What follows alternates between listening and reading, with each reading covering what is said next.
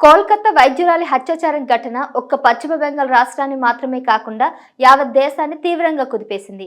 ఈ ఘటన జరిగి 20 రోజులు అవుతున్నా ప్రజల్లో మాత్రం ఆగ్రహవేశాలు చల్లారడం లేదు. ఈ నేపథ్యంలో మరికొన్ని రోజుల్లోనే గణేష్ నవరాత్రోత్సవాలు జరగనున్నాయి. అయితే కోల్కతాలో గణేష్ ఉత్సవాలను అంగరంగ వైభవంగా నిర్వహించే ఉత్సవ కమిటీ ఈసారి సంచలన నిర్ణయం తీసుకుంది.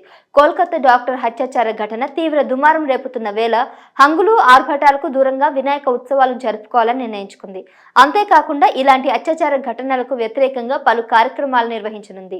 దేశవ్యాప్తంగా పెను సంచలనం సృష్టించిన ఈ అత్యాచారం హత్య ఘటన నేపథ్యంలో కోల్కతా గణేష్ ఉత్సవ కమిటీ కీలక నిర్ణయం తీసుకున్నట్లు తెలిపింది.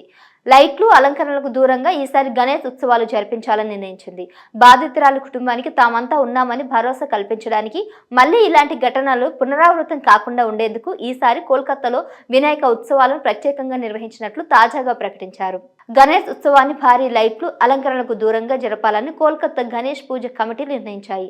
అత్యాచారానికి వ్యతిరేకంగా పోరాటం అనే థీమ్తో ఈసారి వినాయకుడి పూజలు నిర్వహిస్తామని నిర్వాహకులు వెల్లడించారు. ఈసారి సాల్ట్ లేక్లోని బి బ్లాక్లో జరిగే 15 ఏళ్ల గణేష్ పూజ కోసం చందర్ నగర్ నుంచి కొనుగోలు చేసిన లైట్లను పెట్టకుండా ఈ కార్యక్రమాన్ని రద్దు చేయాలని ఉత్సవ కమిటీ నిర్ణయించింది. ప్రత్యేకమైన డిజైన్కు ప్రసిద్ధి చెందిన చందనగర్ లైట్లను గణేష్ నవరాత్రోత్సవాల్లో ఉపయోగించాలని కోల్కతా ఘటన నేపథ్యంలో ఈసారి వాటిని పూజలో వినియోగించడం లేదని నిర్వాహకులు వెల్లడించారు.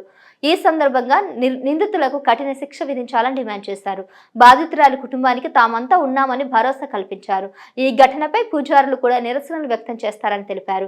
బాగ్ బజార్, సరోజిని గజర్ పండల్లోని మరో 2 లైట్లను ఏర్పాట్లు చేయాలన్న ఆర్డర్లను రద్దు చేసినట్లు ఉత్సవ కమిటీ ప్రతినిధి తెలిపారు.